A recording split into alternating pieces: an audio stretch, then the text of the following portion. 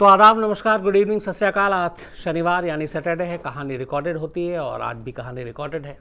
हालांकि बस 9 बजने से एक दो घंटे पहले ही रिकॉर्ड कर रहा हूँ। कल चूँकि कहानी कुछ और सुनानी थी, लेकिन एक अफसोसनाक वारदात अलीगढ़ की थी, तो उसकी आपको कहानी अफसोसनाक, बल्कि उसको क्या कहें, एक हादसा जो था वो आपके सामने रखा था। आज उसके बारे में थोड़ी सी खबर आ रही है, हालांकि उस पर अभी पूरी तरह से कंफर्म नहीं। वो ये है कि लाश को शायद फ्रिज के अंदर भी रखने की कोशिश की गई थी, लेकिन जिस फ्रिज के बारे में बात हो रही है वो फ्रिज अभी भी जो एक्यूज्ड है असलम और जाहिद, उसके घर में यूं ही पड़ा हुआ है। कोई भी वहाँ पे जाके फ्रिज को हाथ लगा सकता है। रिपोर्टर उसके साथ वॉक थ्रू कर रहे हैं। अगर ऐसा होता तो मुझे लगता है कि उस फ्रिज को फिर सील करना चाहिए था, फॉरेंसिक टीम को ले जाना चाहिए था। वो एक अहम सबूत, एक अहम सुराग इस केस में हो सकता था। लेकिन जिस तरीके से फ्रिज को वैसे ही छोड़ दिया पुलिस ने, तो मुझे थोड़ा सा डाउट है कि इस फ्रिज का कोई इसमें रोल रहा हो। तो पुलिस भी इसमें ऑफिशियल कुछ नहीं बता रही है। बाकी 2 और लोगों को गिरफ्तार किया गया है। टोटल अब तक 4 गिरफ्तारी हो चुकी है। लेकिन लोगों का गुस्सा अभी भी कम नहीं हुआ है। वो चाहते हैं कि जो भी इसमें जितने मुजरिम हैं उनके साथ जल्द से जल्द उनका इंसाफ किया जाए और उनको जितनी कड़ी सज़ा हो वो जल्द से जल्द मिले। ये नहीं कि बरसों तक केस लड़ते रहें। तो ये अपडेट था उस अलीगढ़ की गुड़िया के बारे में, 2.5 साल की उस बच्ची के बारे में। अब अपनी कहानी की तरफ लौटते हैं। आज की थोड़ी कहानी जो है ये एक सस्पेंस है एक तरह से, और पुलिस ऐसे बहुत सारे केस की जांच करती है जो कई बार लगता है कि वाकई उनकी जो इन्वेस्टिगेशन स्किल है वो कितनी अच्छी है।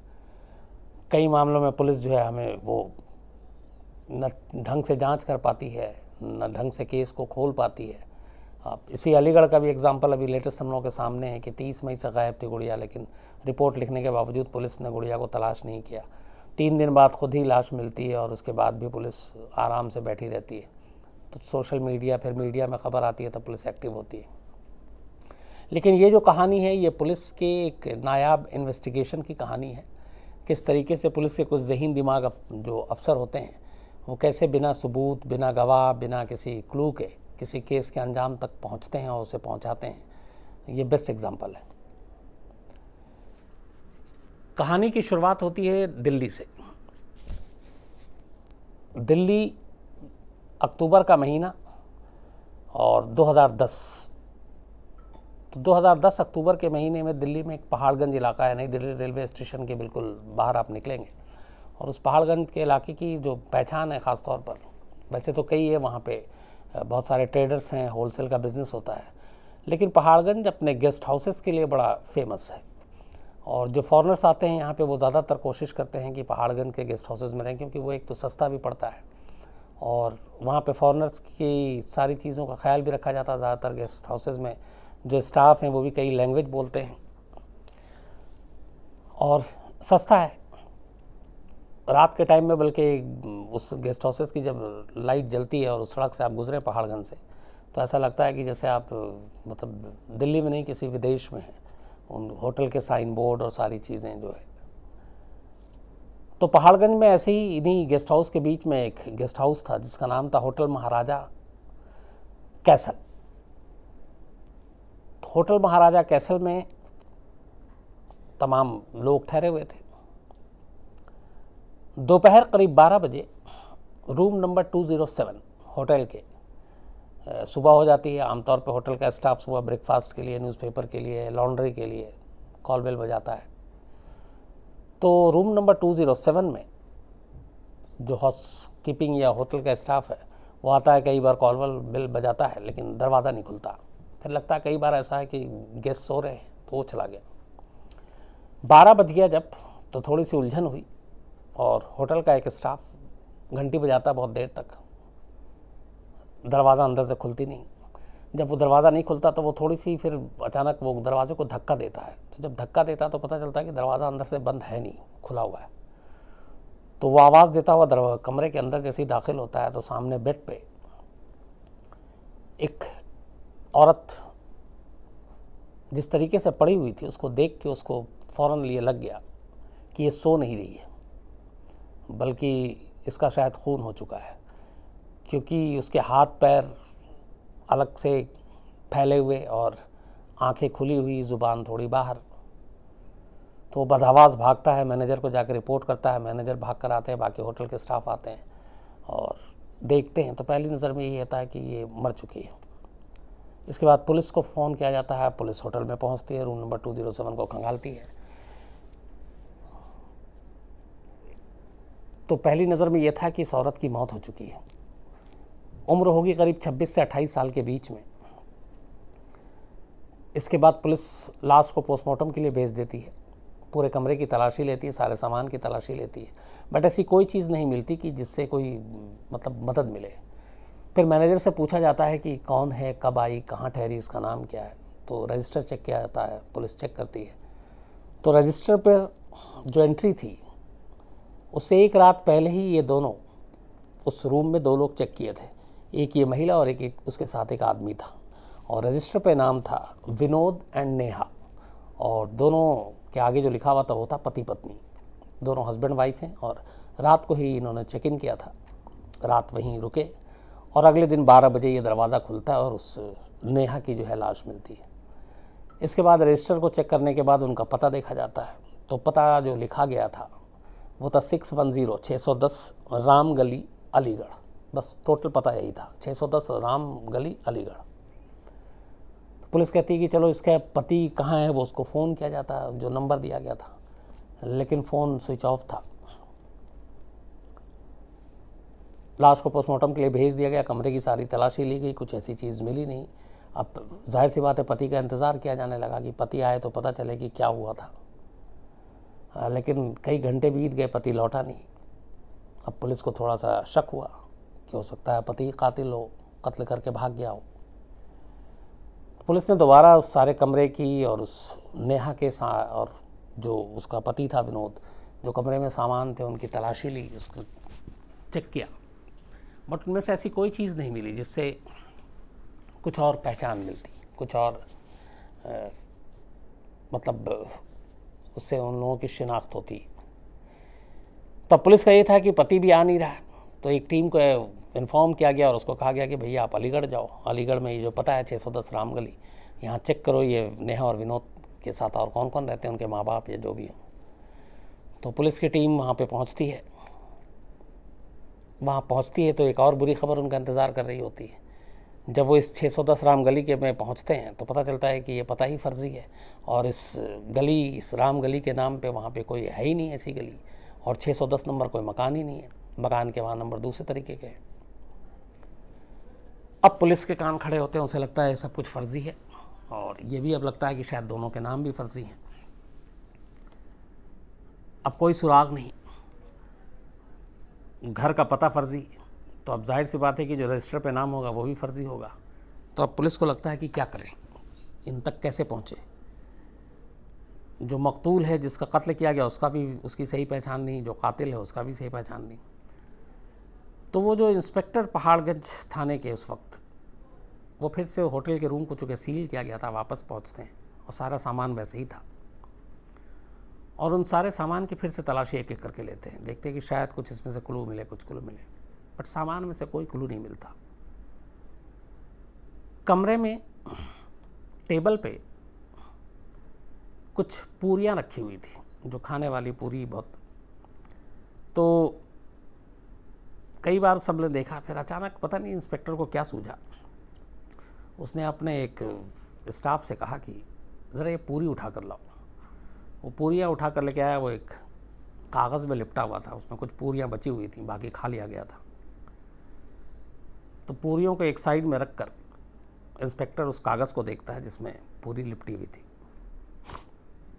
जब उस कागज़ को ध्यान से देखता है तो पता चलता है कि ये असल में एक पेट्रोल पंप का एक बिल है, और ख़ाली है, लेकिन उससे ये पता चलता है कि ये बिल तो है लेकिन इस पर पेट्रोल नहीं भराया गया। या ये भी हो सकता है कई बार लोग पेट्रोल भरा लेते हैं और कंपनी को, ऑफिस को देना होता है, तो फिर वो अपने हिसाब से लीटर या पैसे उसमें डाल देते हैं एक्स्ट्रा बढ़ाकर, तो आदमी ब्लैंक बिल भी ले लेता है। तो वो बिल तो था लेकिन बिल खाली, उस पर कोई अमाउंट नहीं भरा हुआ, कोई कितना लीटर नहीं भरा हुआ, और उस बिल पे जो चीज़ें लिखी हुई थी, जो एड्रेस था, वो था शहीद बिजेंद्र सिंह फिलिंग स्टेशन, शहीद Vijender Singh filling station, national highway number 8, Rewari, Haryana. तो अब ये बिल एक अंधेरे में एक रोशनी की किरण की तरह सामने आया। पुलिस को लगा कि चलो इस बिल से शायद कुछ सुराग मिले, जो मरने वाली उसके बारे में, जो गायब है उसके बारे में। तो अब इसके बाद अलीगढ़ से टीम बैरंग लौट आ चुकी थी, क्योंकि वहाँ पे कोई सुराग तो मिला नहीं। अब इंस्पेक्टर फैसला करते हैं कि चलो इसी पेट्रोल पंप पे चला जाए रेवाड़ी, वहाँ से कुछ सुराग मिले। तो उस बिल को लेकर पुलिस की टीम रेवाड़ी पहुँचती है। रेवाड़ी जब पुलिस पहुँचती है तो वहाँ पे वो पेट्रोल पंप बहुत आसानी से मिल जाता है। छोटी सी जगह है और वो फिलिंग स्टेशन का पूरा नाम पता सब कुछ था। अब पुलिस के दिमाग में यही था कि 207 नंबर कमरे का जो रहस्य, जो राज है, क्या रेवाड़ी से वो राज खुलेगा, क्योंकि अलीगढ़ में नाकामी हाथ लग चुकी थी। कोई ऐसा प्रूफ नहीं था, कोई ऐसी चीज़ें नहीं मिली थी जिनसे इनकी आइडेंटिफिकेशन हो सके। एक खाली बिल, उस बिल पे नाम भी नहीं पेट्रोल भरवाने वाले का, या फिर कितना लीटर लिया, कब लिया, डेट भी नहीं, कुछ नहीं। लेकिन ये था कि और कुछ उपाय था नहीं। तो पुलिस उस बिल को लेकर रेवाड़ी पहुंच जाती है। रेवाड़ी में जब उस पेट्रोल पंप पे पहुंचती है तो पेट्रोल पंप का मालिक उस बिल को देख के फ़ौरन कहता है कि हाँ, ये बिल उसी के पेट्रोल पंप का है, इसमें कोई शक नहीं है। पुलिस बताती है कि ये बिल उसे दिल्ली में मिला है। लेकिन उस बिल को देखने के बाद पेट्रोल पंप का मालिक थोड़ा सा चौंकता भी है और बड़ा हैरान होकर कहता है कि ये बिल लेकिन आप तक कैसे पहुंचा। तो पुलिस भी हैरान होती है कि ऐसी बिल में ऐसी क्या ख़ास बात है कि तुम चौंक रहे हो। तो बोला एक्चुअली ये जो बिल आपके पास है, ये बिल जो हमारे पास, जो भी हम बिल यूज़ कर रहे हैं अभी तक, जिस वक्त आप आई है पुलिस की टीम, उस वक्त या उससे पहले, बोला ये बिल हमारे उस सीरीज़ का है ही नहीं। हर बिल का एक सीरीज़ का नंबर होता है, तो ये उस सीरीज़ का नंबर ही नहीं है बिल, बल्कि ये अभी हमने जो छापने के लिए दिया है एडवांस में, आने वाले दिनों में अभी हमारे पास बिल है। 15-20 दिन या 1 महीने के बाद जब ये बिल ख़त्म हो जाएगा तो फिर नए बिल की ज़रूरत पड़ेगी। तो हम लोग बिल के हिसाब से और डेली कस्टमर के हिसाब से कि पर डे कितना बिल काटते हैं, उस हिसाब से जो ज़रूरत होती है उस हिसाब से ऑर्डर देते हैं बिल छापने का। तो बोला ये बिल तो हमने एडवांस में अभी छपने के लिए दिया है और इस बिल की डिलीवरी अभी हमें ही नहीं मिली, जबकि पेट्रोल पंप हमारा है, तो आपके हाथ में कैसे आया। तो पुलिस भी हैरान कि जो बिल अभी सीरीज़ का ही नहीं, जो बिल अभी प्रिंटिंग प्रेस में होना चाहिए, वो बिल दिल्ली के एक होटल के 207 नंबर कमरे में कैसे, और वो उसमें पूरियाँ कैसे लिपटी हुई। तो अभी यहाँ पे एक अजीब उलझन थी। तो अब पुलिस फिर ये कहती कि ये हम कैसे जवाब दें, तो आप बताओ कि आपने बिल छापने का, और पेट्रोल पंप के मालिक से कहती है कि बिल आप यूज़ करते हो, आपके बिल अभी छपे नहीं हैं, आपके बिल अभी इस सीरीज़ के नंबर के ये है नहीं, तो ये बिल किसी और शख्स के हाथ में कैसे पहुंचा। तब यहाँ पेट्रोल पंप का मालिक बताता है कि वो एक रेवाड़ी में ही उषा प्रिंटिंग प्रेस है, जहाँ से वो अपने बिल को छपवाता है। तो बोला जाहिर सी बात है, अभी ये बिल तो हमारे पास भी नहीं आया, तो कहीं ना कहीं ये फिर उषा प्रिंटिंग प्रेस से ही ये बिल लीक हुआ और इसे कोई ले गया। तो ये बेहतर प्रिंटिंग प्रेस वाले ही बता सकते हैं। पेट्रोल पंप वाले को जितना ग्रिल करना था पुलिस ने कर लिया। फिर पुलिस को भी इतनी पूछताछ से अंदाज़ा हो गया कि इसके ओनर का या बाकी स्टाफ के बारे में भी जानकारी की कि यहाँ से कोई स्टाफ गायब है, पिछले कुछ दिनों से नहीं आ रहा है। पता चला नहीं, सारे स्टाफ मौजूद है और कोई डाउटफुल चीज़ें थी ही नहीं। तो अब पुलिस को लगा कि इस पेट्रोल पंप से भी कोई फ़ायदा है नहीं। लेकिन इस बिल का राज कि ये बिल जो अभी छप के एक पेट्रोल पंप के ओनर तक नहीं आया, वो दिल्ली तक कैसे पहुँच गया। तो इस सवाल का जवाब प्रिंटिंग प्रेस में ही मिल सकता था। इसके बाद पुलिस की टीम रेवाड़ी के ही उषा प्रिंटिंग प्रेस पहुंचती है। प्रिंटिंग प्रेस का मालिक दुष्यंत था। दुष्यंत नाम के शख्स से पुलिस पूछताछ करती और सीधे बिल दिखाती, कहती कि ये बिल है और आप इसे छापते हो जो पेट्रोल पंप के लिए। मालिक कहता है कि हाँ, उनका बिल हमारे यहाँ छपता है। तो फिर पुलिस बताती है कि ये बिल अभी तक आपने डिलीवर नहीं किया है, लेकिन ये बिल ऑलरेडी हम लोगों के पास है। तो मालिक भी थोड़ा हैरान हो जाता है, कहता हाँ, इसकी जो डेट है हमें डिलीवरी की, अभी टाइम है इसमें, अभी हफ्ता 10 दिन 15 दिन बाकी है और ये बिल कायदे से प्रिंटिंग प्रेस में होनी चाहिए, लेकिन इस एक बिल की, खाली बिल की कॉपी आप तक कैसे। तो फिर पुलिस का यही था कि ये तो आप बताओगे। तो मालिक भी अंधेरे में, उसने कहा कि मुझे इसके बारे में कोई आइडिया नहीं है, हमारे यहाँ जो स्टाफ है वो बिल का छापने का काम करता है हो सकता है किसी स्टाफ ने बिल छापते हुए कुछ बिल अपने पास रख लिया हो। तब इसके बाद पुलिस उस स्टाफ की लिस्ट मांगती है। स्टाफ की लिस्ट लेने के बाद उस स्टाफ से सारी बातचीत होती है। सारे स्टाफ वहाँ मौजूद, कोई क्लू नहीं, सब अपनी अपनी बताते हैं कि ये बिल उन्होंने नहीं दिया। उनमें से कोई दिल्ली नहीं गया। मालिक बताता है कि ये सब लगातार यहाँ पे पाबंदी से नौकरी कर रहे हैं। लेकिन इसी बीच में एक शख्स पता चलता है कि गायब है और वो 3 दिन से प्रिंटिंग प्रेस में नहीं आ रहा। अब बाकी सारे स्टाफ मौजूद थे, तो उसने बताया कि वो क्यों नहीं आ रहा। तो उसने कहा कि वो छुट्टी लेकर गया, उसकी बहन की शादी है और वो एटा का रहने वाला है और वहीं पे उसकी बहन की शादी है, तो इसलिए वो छुट्टी पे गया है बाकायदा। तो ये भी नहीं था कि वो अचानक गायब हो गया और बिना बताए हुए प्रिंटिंग प्रेस नहीं आ रहा है। तो फिर पुलिस को लगा कि शायद चलो हो सकता है वही हो जिसने बिल निकाला हो, और वही हो। अगर एटा गया हो तो दिल्ली भी जा सकता है, उस होटल में ठहर भी सकता है और उसकी पत्नी होगी। तो पता चला कि जो शख्स अपनी बहन की शादी में गया हुआ है और 3 दिन से नहीं आ रहा, उसका नाम जो है वो प्रमोद है। लेकिन फिर मालिक प्रिंटिंग प्रेस के और प्रमोद के जो बाकी साथ वहाँ काम करते थे, उनसे जब एक चीज़ और पता चली तो फिर पुलिस को लगा कि इतनी दूर आने का कोई फ़ायदा नहीं। पता चला प्रमोद की तो शादी ही नहीं हुई, वो तो कुंवारा है। अब पहाड़गंज के गेस्ट हाउस में जो रजिस्टर पर एंट्री थी वो पति पत्नी के तौर पे थी, यहाँ प्रमोद कुंवारा निकला। तो ये भी लगा कि हो सकता है सच में उसकी बहन की शादी है। तो खैर उसका एटा का भी एड्रेस लिया गया। लेकिन एटा टीम रवाना करने से पहले पुलिस ने कहा कि यहाँ पे ही कुछ तफ्तीश करते हैं। तो प्रमोद चूँकि 3 दिन से नहीं था और इत्तेफाक से ये सब कुछ उसी दौरान हुआ, तो पुलिस ने कहा कि प्रमोद रहता कहाँ है यहाँ पे। तो पता चला कि वो प्रिंटिंग प्रेस के पास में एक किराए का कमरा लेकर रहता है। उसके साथ काम करने वाले भी बता देते हैं। पुलिस की टीम मकान मालिक को बुलाती है, कुछ चश्मदीद को अपने साथ गवाह को लेकर प्रमोद का कमरा खुलवाती है, कमरे की तलाशी लेती है। उस कमरे की तलाशी में ऐसी कोई चीज़ नहीं मिलती, ना कोई फ़ोटो, ना कोई तस्वीर। और उस कमरे को देख के ये भी लगता है कि हाँ ये शादीशुदा नहीं है, अकेला रहता है। बट तलाशी के दौरान पुलिस को वहाँ से इसी पेट्रोल पंप के कुछ ऐसे ही बिल और मिलते हैं और कुछ पहले के भी बिल मिलते हैं जो उस पेट्रोल पंप पे ऑलरेडी यूज़ हो चुका था, और कुछ जो अभी पेट्रोल पंप को उस सीरीज़ का नंबर नहीं था उसमें से कुछ बिल और मिलता है, और एक वैसा ही बिल पुलिस के पास। अब पुलिस को पहली बार लगता है कि कुछ गड़बड़ है। इस बिल के अलावा पुलिस को वहाँ से कुछ फ़ोन के भी बिल मिलते हैं, और वो जो फ़ोन के बिल थे वो टेलीफोन बूथ के बिल थे। टेलीफोन पे जब बातचीत करते हैं तो उसके कुछ जो रिसीट मिलता है। तो पेट्रोल पंप के बिल के अलावा पुलिस को टेलीफोन बूथ के बिल मिलते हैं। इसके अलावा उस कमरे से और कोई चीज़ मिलती नहीं है। अब पुलिस के पास एक तो बिल था पेट्रोल पंप का, लेकिन अब ये जो टेलीफोन बूथ के जो बिल मिले, तो जब पुलिस ने उस टेलीफोन बूथ के बिल को खंगाला तो पता चला कि उनमें से ज़्यादातर जो कॉल किए गए थे वो कॉल किए गए पंजाब में फ़िरोज़पुर के एक पीसीओ को। तो यहाँ से भी पीसीओ से टेलीफोन बूथ से कॉल किया जा रहा और वहाँ के एक पीसीओ पे कॉल किया जा रहा जो फ़िरोज़पुर में है एक पीसीओ।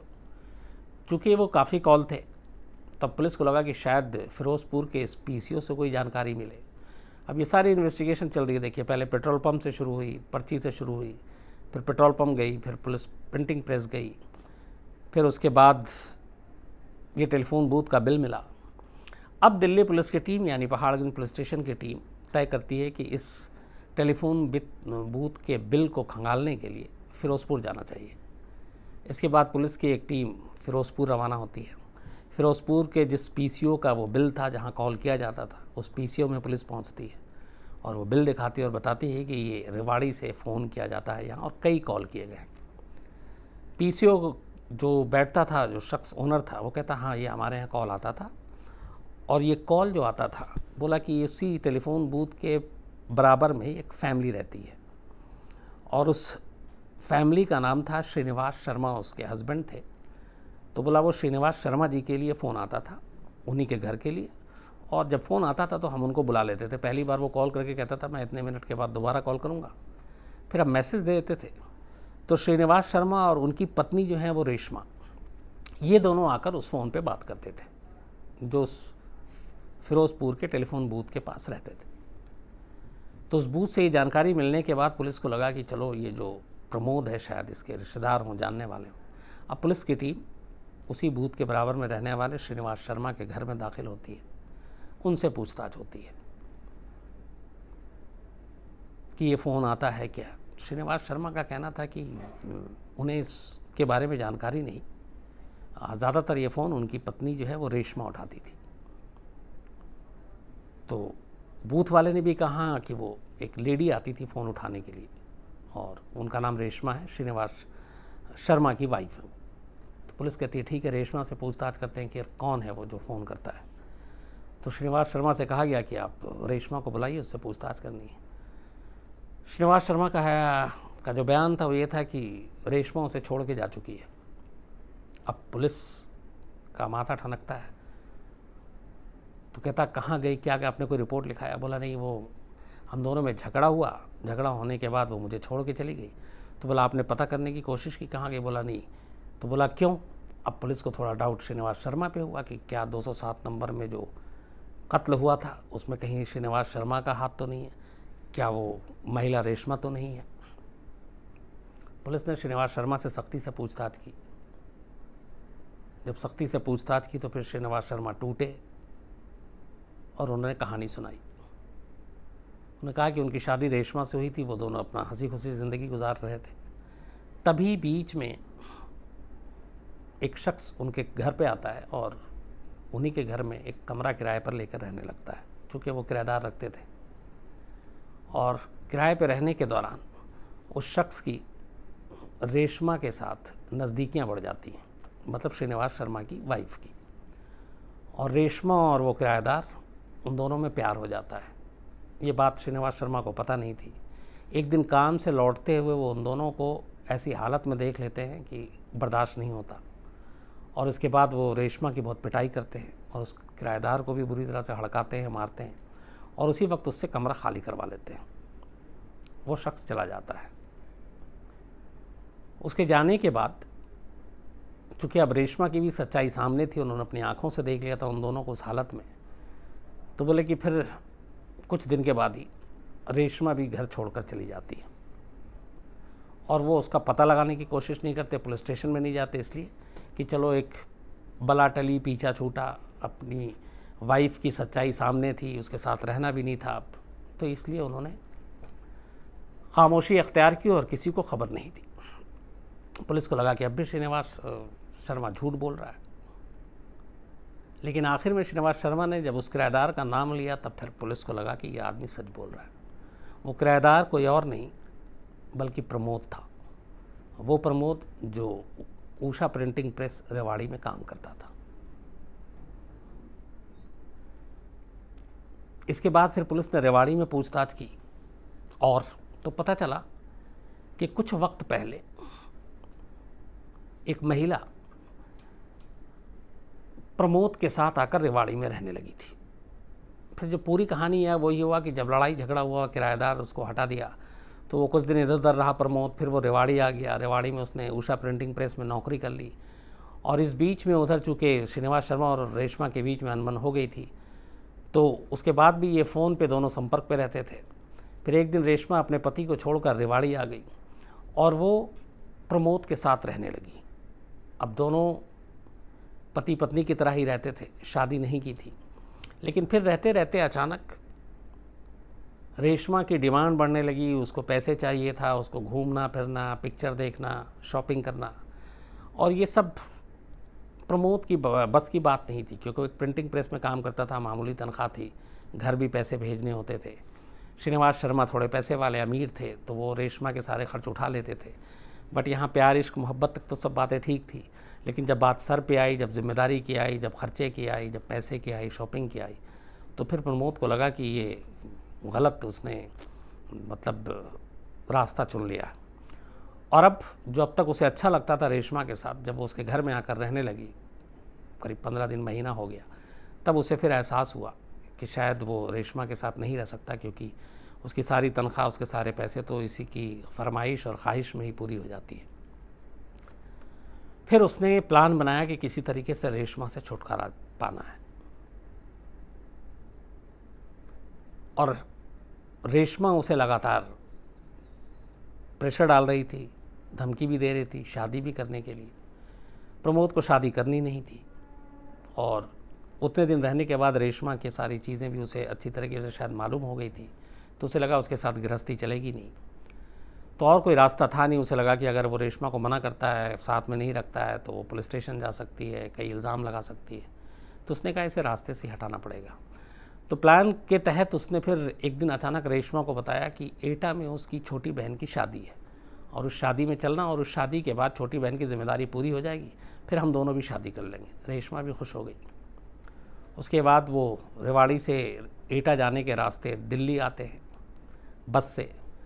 दिल्ली उतरने के बाद पहाड़गंज के गेस्ट हाउस में, इसी महाराज कैसल में रूम लेते हैं। रूम नंबर 207 मिलता है।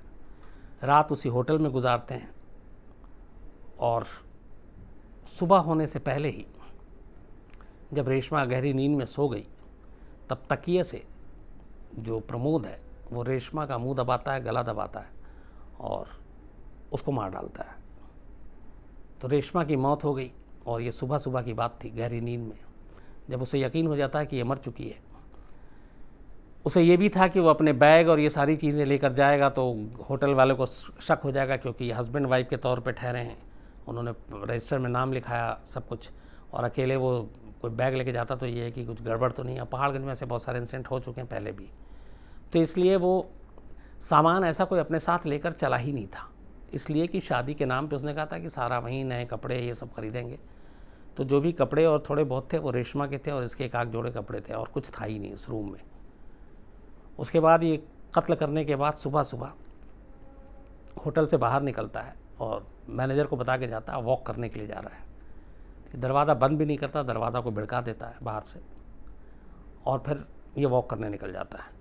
लेकिन उसके बाद ये लौटता ही नहीं है। फिर 8 बजता है, 9 बजता है, 10 11 और 12 बजे होटल का स्टाफ जब कमरे को खोलता है, तब इस रेशमा की कहानी सामने आती है। बाद में पुलिस की टीम एटा में दबिश डालती है, एटा में ये मिलता नहीं है। फिर पुलिस अपने मुखबिरों का जाल बिछाती है। ये एटा में अपने एक दिन घर आता है, खामोशी से चुपचाप मुखबिर से खबर मिलती है, और दिल्ली पुलिस इसके घर से ही प्रमोद को दबोच लेती है। उसे गिरफ्तार करके दिल्ली लाया जाता है।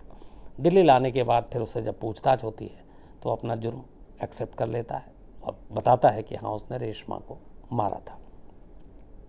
उसके बाद ये मामला कोर्ट में, क्या अभी लोअर कोर्ट में ये मामला चल रहा है।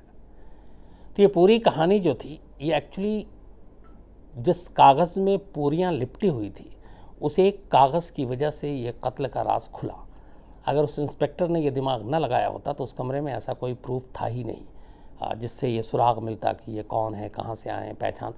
यहाँ तक कि कातिल छोड़िए, मकतूल की भी शिनाख्त नहीं हो रही थी, क्योंकि नाम वहाँ नेहा था जबकि वो निकली रेशमा, पता अलीगढ़ का था जबकि वो रह रही थी फिरोज़पुर में, लड़का जो है वो रेवाड़ी का, फिर निकलता उसका घर एटा। तो हर तरफ से बिखरी हुई ये कहानी थी, हर तरफ से उलझी हुई कहानी थी। लेकिन पुलिस के ज़हीन दिमाग उस इंस्पेक्टर की इस एक पूरी जो जिसमें कागज़ में जिसमें लिपटा हुआ था वो एक खाली पर्ची जो एक पेट्रोल पंप का, उसके सहारे इस कत्ल को अंजाम तक पहुंचाया और इसकी पूरी तफ्तीश की।